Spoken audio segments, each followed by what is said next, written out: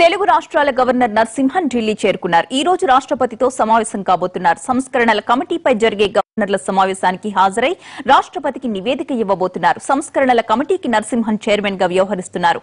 ఢిల్లీ పర్యటనలో ఇతర ప్రముఖులను కూడా కలవబోతున్నట్లు సమాచారం.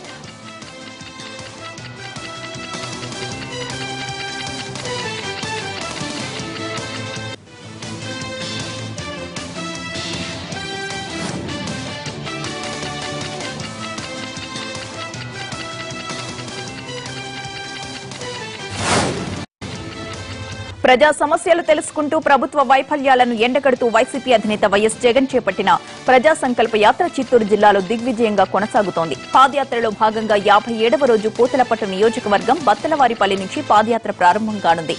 ఇప్పటి వరకు జగన్ 778 కిలోమీటర్ల పాదయాత్ర చేశారు.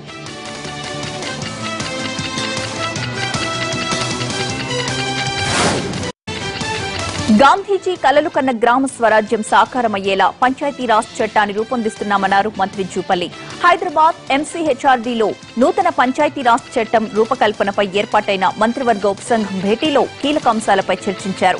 మంత్రి జూపల్లి కృష్ణారావు అధ్యక్షతన ఏర్పాటైన మంత్రివర్గ ఉపసంఘం నూతన చట్టం తయారీపై సమగ్రంగా చర్చ జరిగింది. ఈ సమావేశంలో మంత్రులు కేటీఆర్, హరీష్ రావు, ఈటెల రాజేందర్, ఉన్నతాధికారులు పాల్గొన్నారు. ఈ రోజు మరోసారి సమావేశమై కొత్త పంచాయతీల ఏర్పాటు, తండాలను పంచాయతీలుగా మార్చడంపై చర్చించబోతున్నారు.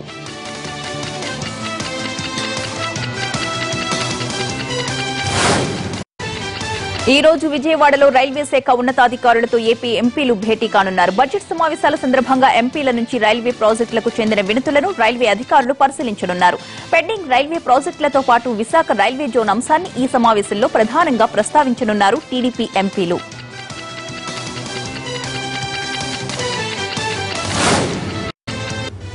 పోలవరం నిర్మాణం గాడిలో పడిందన్నారు ఏపీ సీఎం చంద్రబాబు. పాలసీ పరమైన ఆలస్యానికి కూడా కాలం చెల్లిందని, ఇకపై మరింత క్లారిటీతో పని వేగవంతమవుతుందన్నారు ఆయన.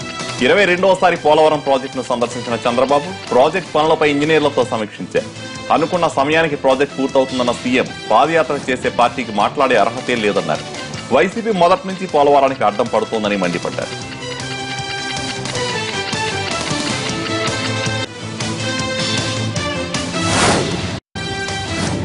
భవిష్యత్తులో కరెంటు ఛార్జీలు పెంచబోమన్న ఏపీ సీఎం అవసరమైతే తగ్గిస్తామని ప్రజలకు హామీ ఇచ్చారు. పోలవరంతో పాటు ప్రాధాన్యత క్రమంలో అన్ని ప్రాజెక్టులు తానే పూర్తి చేస్తామన్న ఆయన ఇప్పటికే 50,000 కోట్లు ఖర్చు పెట్టినట్లు తెలిపారు. వ్యవసాయాన్ని ఎన్ని రకాలుగా ఆదుకోవాలో అన్ని చేస్తామన్నారు CM Chandrababu.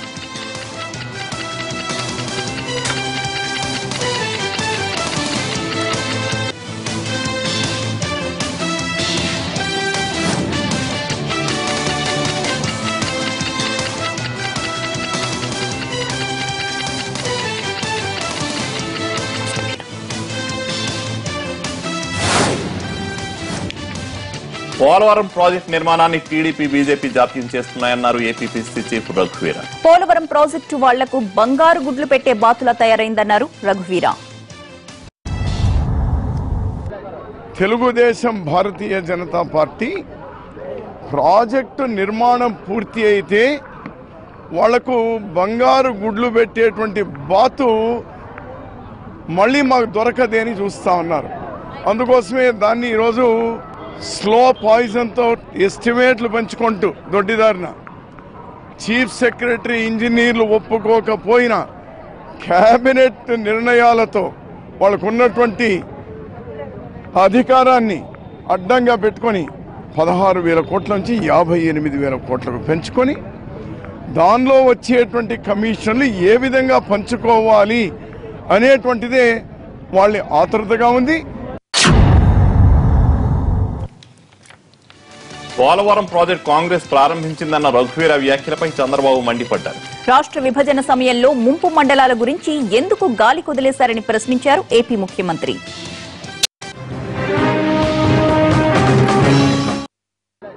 Telugu Desam Bharatiya Janata party project నిర్మాణం పూర్తి అయితే వాళ్లకు బంగారు గుడ్లు పెట్టేటువంటి బాతు మళ్ళీ మాకు దొరకదేని చూస్తా ఉన్నారు. అందుకోసమే దాన్ని ఈరోజు స్లో పాయిజన్తో ఎస్టిమేట్లు పెంచుకుంటూ దొడ్డిదారిన చీఫ్ సెక్రటరీ, ఇంజనీర్లు ఒప్పుకోకపోయినా కేబినెట్ నిర్ణయాలతో వాళ్ళకు ఉన్నటువంటి అధికారాన్ని అడ్డంగా పెట్టుకొని 16,000 కోట్ల నుంచి 58,000 కోట్లకు పెంచుకొని దానిలో వచ్చేటువంటి కమిషన్లు ఏ విధంగా పంచుకోవాలి అనేటువంటిదే వాళ్ళ ఆతృతగా ఉంది. పాదయాత్రలు చేస్తూ ఉంటారు. వీళ్ళు పాదయాత్ర ఇప్పుడు చేయడం ఏంటని అడుగుతున్నా. ఆ పార్టీ అప్పుడు పాదయాత్ర చేసి ఈ సమస్యలు వచ్చేవి కాదు కదా. ఇప్పుడు ఎవరి మీద పాదయాత్ర చేస్తారు? మీరు చేసిన తప్పులు క్షమించమనా, పాపాలన్నీ పోగొట్టుకోవాలనా? ఆ రోజు వీళ్ళు ఈ ప్రాజెక్ట్ నేషనల్ ప్రాజెక్టుగా మేము పెట్టాం, మేమే ప్రారంభించామని సంకలు దుద్దుకునే వీళ్ళు ఈరోజు అడుగుతున్నా. ఆ రోజు 7 మండలాలు రాకపోయింటే ఈ ప్రాజెక్టు ఒక్క అడుగు ముందుకు పోయేదా? ఎంత నష్టం వచ్చేది రాష్ట్రానికి? ఈరోజు సీలేరుకి వచ్చేదా? ఆ నీళ్లు రాకపోతే రెండో పంట మనకు వచ్చేదా? అవన్నీ వీళ్ళకి అర్థం కాకుండా ఇష్టానుసారంగా మాట్లాడుతున్నారు రాజకీయ దురుద్దేశంతో.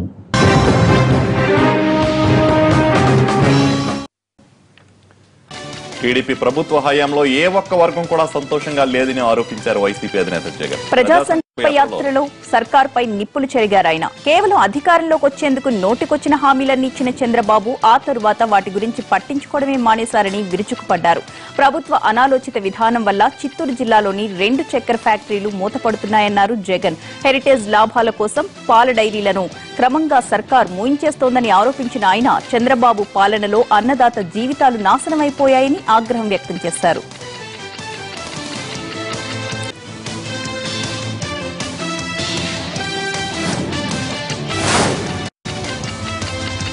అమరావతిలో పబ్లిక్ అకౌంట్స్ సమావేశం వాడివేడిగా జరిగింది. 2015-16 ఆర్థిక సంవత్సరానికి సంబంధించిన ఆదాయ వ్యయాలపై పీఏసీ సమీక్షించింది. పీఏసీ చైర్మన్ బుగ్గన సభ్యులు ఆర్థిక శాఖ అధికారులపై మండిపడ్డారు. ఆర్థిక క్రమశిక్షణ తప్పుతున్నారంటూ ఆగ్రహం వ్యక్తం చేశారు. 2015-16 సంవత్సరానికి 30,000 కోట్ల మేర ఓడి పెట్టినట్టు తెలిపారు. ఈ స్థాయిలో ఓడి పెట్టాల్సిన అవసరం ఏమొచ్చిందంటూ ప్రశ్నించారు. ఆర్బీఐ గైడ్ లైన్స్ ఉల్లంఘించారంటూ ఆర్థిక శాఖ అధికారుల తీరును తప్పుపట్టారు పీఏసీ సభ్యులు, ఏజీ అధికారులు. ప్రతిరోజు 2 కోట్ల మేర నగదు నిల్వలు ఖాతాల్లో ఉంచాల్సిన ప్రభుత్వం ఆ విధంగా చేయలేదన్నారు.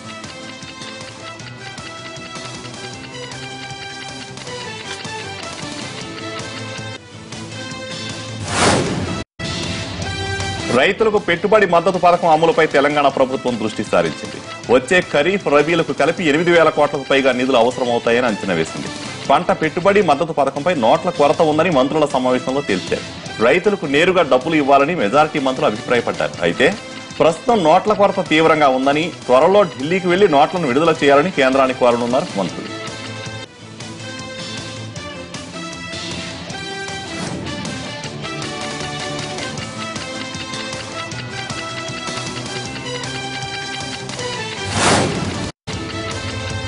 రైతులకు పెట్టుబడి సాయం ఎలా ఇవ్వాలన్న అంశంపై వివిధ వర్గాల నుంచి సూచనలు తీసుకుంటున్నామన్నారు వ్యవసాయ శాఖ మంత్రి పోచారం శ్రీనివాసరెడ్డి. పెట్టుబడి సాయం ఎలా ఇవ్వాలన్న దానిపై సీఎం వేసిన సబ్ కమిటీకి పోచారం చైర్మన్ గా వ్యవహరిస్తున్నారు. ఇప్పటికే రైతులు, ఎమ్మెల్యేల నుంచి అభిప్రాయాలు సేకరించిన కమిటీ సెక్రటేరియట్ లో మీటింగ్ పెట్టి అధికారుల సూచనలు తీసుకుంది. మరోసారి క్షేత్రస్థాయిలో పర్యటించి 2వ సమావేశంలో తుది నిర్ణయం తీసుకుంటామన్నారు పోచారం.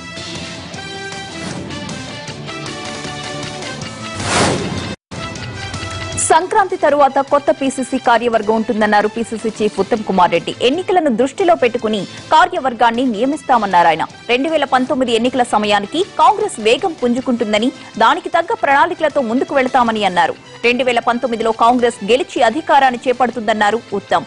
త్వరలో పెద్ద నాయకులు కాంగ్రెస్ లో చేరతారని కూడా స్పష్టం చేశారు. రాష్ట్రం నుంచి ఏఐసీసీలో ప్రాతినిధ్యం ఉంటుందన్నారు. నియోజకవర్గాల పునర్విభజనపై బిల్లు పెడితే స్పందిస్తామన్నారు. మేడారం జాతరకు రాహుల్ ని ఆహ్వానించామని, ఆయన వచ్చే అవకాశాలున్నాయని అన్నారు.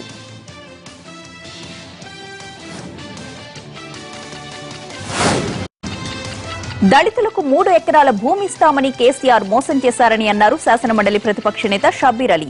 కామారెడ్డి జిల్లా కాసన్పల్లికి చెందిన దళితులు, గిరిజనులు ఆయన సమక్షంలో కాంగ్రెస్ పార్టీలో చేరారు. ఈ సందర్భంగా కాసన్పల్లిలో ఎస్సీ కమ్యూనిటీ హాల్ కు 2 లక్షలు, ఎస్టీ కమ్యూనిటీ హాల్ కు 2 లక్షలు, గిరిజన యువజన సంఘం భవనానికి 2 లక్షల చొప్పున మంజూరు చేశారు. కాంగ్రెస్ ప్రభుత్వం అధికారంలోకి వస్తే వెనుకబడిన బ్రాహ్మణులకు రిజర్వేషన్ కల్పించే విధంగా కృషి చేస్తానని హామీ ఇచ్చారు.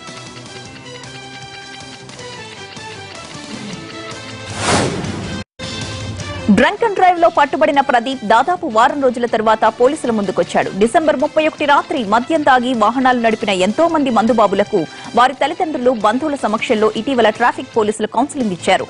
అయితే ప్రదీప్ షూటింగ్ లో ఉండడంతో కౌన్సిలింగ్ కు హాజరు కాలేదు. తాను ఎక్కడికి పారిపోలేదంటూ ఒక వీడియోను కూడా విడుదల చేశాడు. త్వరలోనే కౌన్సిలింగ్ కు హాజరవుతానని ఆ వీడియోలో చెప్పిన ప్రదీప్ ఎట్టకేలకు పోలీసుల ముందుకొచ్చాడు.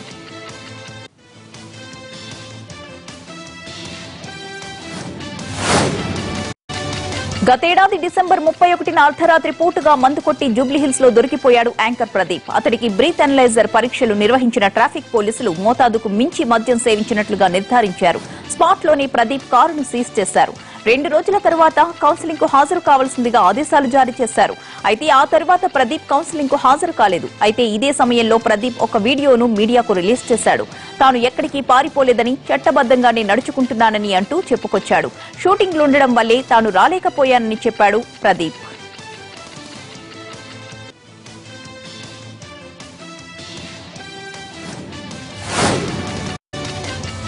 సీఎం కేసీఆర్ మంచి విజన్ ఉన్న నాయకుడు కాబట్టే తెలంగాణ అభివృద్ధిలో ముందుకు సాగుతోందన్నారు మంత్రి కేటీఆర్. కరెంటు కష్టాల నుంచి ఈజ్ ఆఫ్ డూయింగ్ వరకు దేశంలోనే నెంబర్ 1 గా ఉన్నామన్న ఆయన ముఖ్యమంత్రి పోరాట పటిమ వల్లే ఇదంతా సాధ్యమైందన్నారు. కరీంనగర్ లో ఐటీ టవర్ కు శంకుస్థాపన చేసిన మంత్రి ఐటీ ఉత్పత్తులను 2 పెంచేందుకు లక్ష్యంగా పెట్టుకున్నామన్నారు.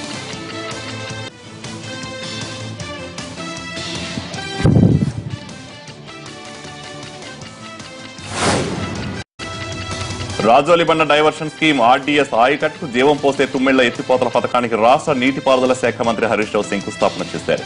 783 కోట్ల అంచనాతో రూపొందించిన ఈ పథకాన్ని 2 దశల్లో చేపట్టేందుకు నిర్ణయించగా మొదటి దశ పనులు ఇప్పటికే మొదలయ్యాయి.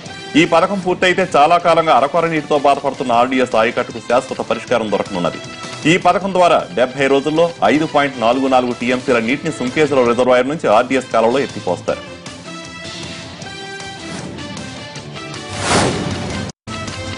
తెలంగాణలో ఉన్నత విద్యా వ్యవస్థ గాడి తప్పుతుందన్న ఆరోపణలపై చర్యలకు పూనుకుంది ఉన్నత విద్యా మండలి. ఉన్నత విద్యలో సమూల మార్పులకు ఏం చేయాలని దానిపై ఉన్నత విద్యా మండలి సమావేశమైంది. రాష్ట్రంలో అనైతిక పోటీ పెరిగిందనే కోణంలో చర్చించారు. ఉన్నత విద్యా వ్యవస్థను గాడిలో పెట్టడానికి కొన్ని సంస్కరణలు చేయాలని సమావేశంలో నిర్ణయించారు. కొన్ని చోట్ల అవసరానికి మించి డిగ్రీ కాలేజీలు నడుస్తున్నాయి కాబట్టి అభిప్రాయపడ్డ త్వరలో 350 డిగ్రీల కళాశాలను తగ్గించడానికి నిర్ణయం తీసుకున్నామన్నారు అధికారులు.